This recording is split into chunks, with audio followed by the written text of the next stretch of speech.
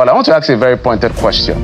I'm going to call two names. And which of these names that the president and your party is really can lose sleep over if they see them on the ballot? Alhaji Atiku Abubakar, Peter Obi. They are familiar customers as you. I hope you know he defeated them in 2023, including the one that didn't contest as a presidential candidate, Rotimi Amechi, in the primaries. All of them seeking for the post of the president are his usual customers. And he defeated them when the odds were against him, when they were in their prime. Peter Obi, you need to see Kenneth Okonkwo that will tell you that leading to 2027, Peter Obi came into the politics with a dead political career. He will tell you that. And my former principal, Alhaji Atiku Abubakar, till the cows come home, I will say he's a good man, he's a smart and intelligent man, and man with political credential. The only problem is that Alhaji Atiku Abubakar is having what we call in football father time. When father time comes on you, the skill will be there, but you will not be able to act. It's just like Samson in the Bible. He said, I will rise as of other time, and I will shake my head, and I will shake the foundation. And he tried, he didn't move. The scripture says, Samson wits not that the spirit has departed. I didn't know you were a pastor, Mr. Bola. I respect your existence. In Okocha's father time, this one will be of interest to you. In Okocha's father time, when the ball comes, you will see all kinds of skill. But Okocha cannot run. Okocha, the reason is because there's father time. That is what is confronting him. I don't want to end it.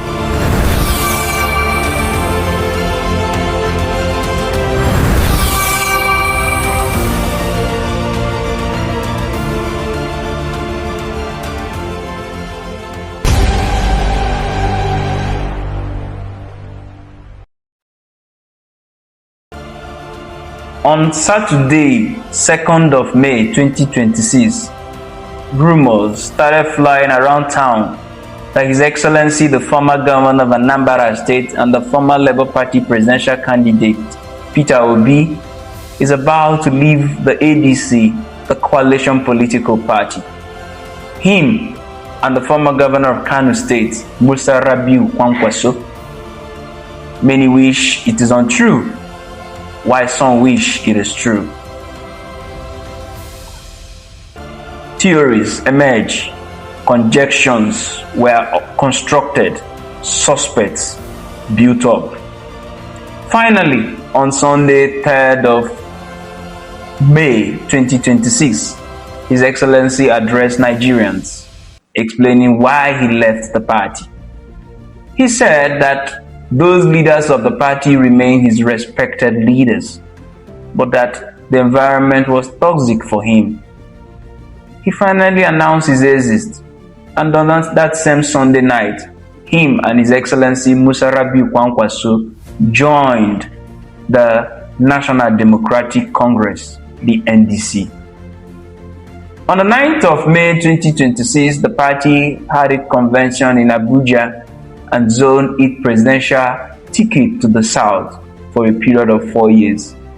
In today's edition, we look at, with the opposition now clearly factionalized and pluralized, do they stand a chance to face a Bola Tinubu and the All Progressive Congress, the APC, in the 2027 election? Yeah, they could stand a chance, but what we are looking at is, can they defeat them? Can they give them a run for their money? Now, His Excellency Peter Obi have left the party. The African Democratic Congress. He has left. And then last Tuesday, about 14 members of the House of Rep left with him. And then we see the party now has about two or three senators. The whip of the Senate, Tony Nwoye, Victor May, and the senator representing Kano Central Senatorial District. So let's look at it this way. He has left the coalition.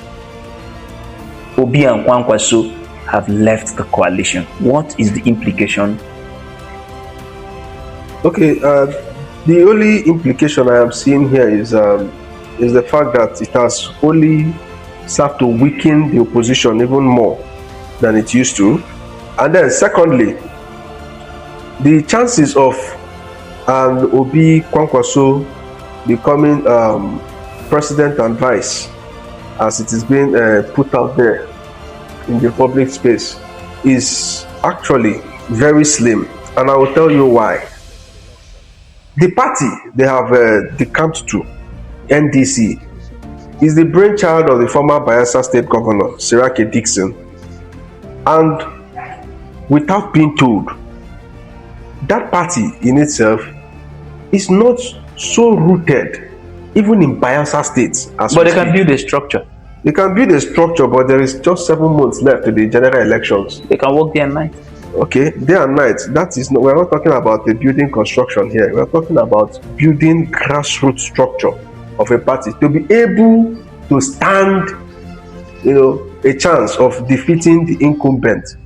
You know who the incumbent is, and I don't see this NDC doing just that as we speak. And as it stands now again, the ADC having the political power blocks at their camp or in their camp currently does not guarantee anything. So what it simply means is that the force of Peter Obi, Kwankwaso, and the likes of Atiku, Nasir El-Rufai would have been a better option to unseat the current government. But as it stands now, the chances are very slim, completely very slim. The Mr. Peter Obi have said that, look, I left this party because there seems to be an agenda by the government to make sure that I don't become a candidate.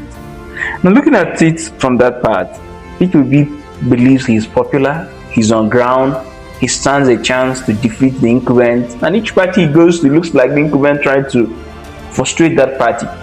So maybe that is a reason for defecting.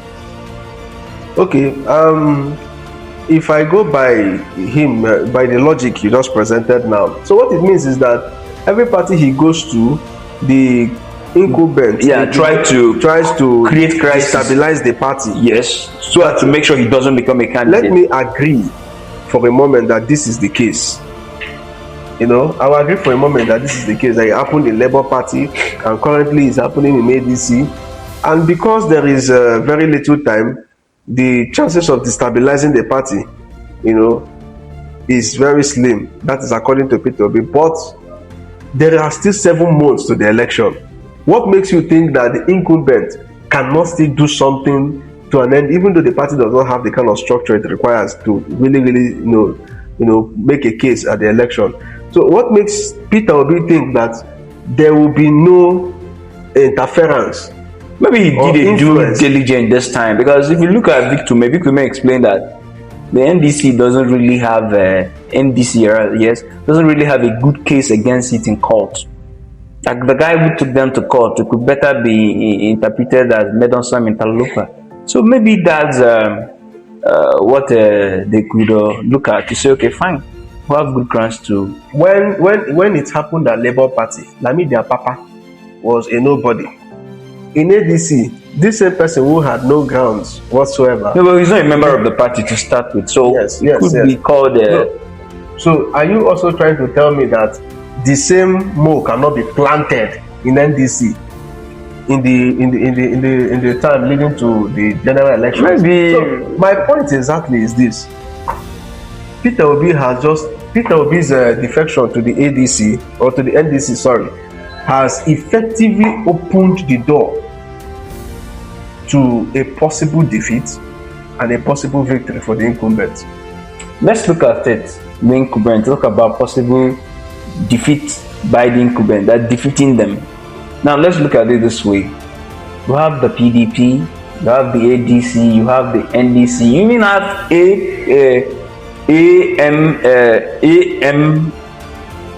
APM, the party that the governor of Bauchi State have gone to.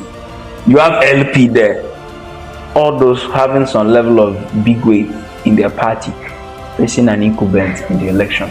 Realistically speaking, do you think that they stand a chance, or that maybe they're just wasting their time? Realistically speaking, all of these people, an incumbent is an incumbent. Okay. An incumbent has the power to hire and fire, to do and undo. So, this is an incumbent that is not popular. Take note of that. Whether he is popular or not, the fact is that he has a lot at his disposal, to carry out one or two things. But let's not forget that this same person was not incumbent when the likes of Peter Obi contested under Labour Party and Atiku contested under the People's Democratic Party. This incumbent was not incumbent when the likes of Nasir El-Rufai was fighting for him to become president. But now he is president. Now he has the power. You might argue that the likes of Nasir El-Rufai, Tambuwal and Co are all in the camps of Atiku. But you also might not be able to argue that a united coalition or a united opposition is what is needed at this point to be able to unseat the government or the current government. So, take it or leave it. It's almost a walkover for the incumbent. Well, I think it's not yet a walkover for him. It's almost. I only think that the chances of defeating him has become more narrow, and very narrow at that. But it's not a closed option, and it's still not impossible. But let's look at other issues. Part of the reasons why some of the Vidians are supporting Obi's latest move is that they argue that, look, Atiku would have won the ADC ticket, and that it was not the turn of the North, that it is still the turn of the South, that it would be wrong for them to shortchange the South in 2027. I agree with you, but that clearly goes to show that. But the only problem, the only problem we're having here is the fact that each of these players are not looking at the bigger picture. At this point in time, what the country needs right now is somebody who can bring us, if not completely out of the quagmire we have found ourselves, but somebody who can at least help to mitigate, help to reduce, help to calm things down and make life a little bit bearable in the country. That is exactly what the country needs now. Now, on the part of Atiku, truly, he is not supposed to contest because it is actually the turn of the South. You can actually argue that. And at the same time, Peter Obi has a strong case too. He can actually, he is supposed to have contested, but the only problem we are having here is that the party has said they will go for direct primaries. So, what is that thing that is making Peter Obi run away? He has said it, that he is only seeing court cases, he is seeing a deliberate attempt by the incumbency to bring down the opposition. So, in that case, he doesn't want to remain there. But if it is about primaries, I have a feeling that it is not about the court case. He probably ran away because he doesn't want to stand the prospect of getting defeated in the primary. But at the same time, what this clearly shows is that these political players do not really care about the happenings and the feelings of Nigerians. They only want their personal ego to be massaged at all times. That is clearly what's happening. So you're advising us in a nutshell to start getting used to the fact that Tinubu is going to do 8 years. Or may do 8 years. Yes, it is becoming glaring because I said it earlier when they started this coalition. I have a feeling that some of them, if not all of them, may be working for this government. And I will not also be surprised if Peter Obi is working for the government because I do not see the sense in this move at all. There's no sense in it. But some people say that, look, with his energy and vibes, he could pull surprises. He could pull surprises without the support of big wigs from the North. What surprises is he trying to pull? How many votes will the Southeast give him? At most, how many votes will he get from the South? Well, there's a Kwankwaso to help him in the North. The Kwankwaso can only help him to a small extent in Kano. Kwankwaso may not even be able to galvanize the kind of votes he needs or he got the last time. Going by the last election, Peter Obi is even more popular than Kwankwaso in the North. So, or in some states in the North, rather. Take Kano out of the North. For Kano is not a small state to write off. Well, whether you write it off or not, the fact is that no matter how hard they try now, the NDC is just a party, a child. It's more like a baby that is still a toddler. So Peter Obi's popularity may not really make a difference from what I am seeing. So let's look at this way, and I think we'll end here. There are people who have a perception at the moment that Kwankwaso is playing a spoiler always. That maybe he's always working for the APC to make sure that the opposition doesn't win.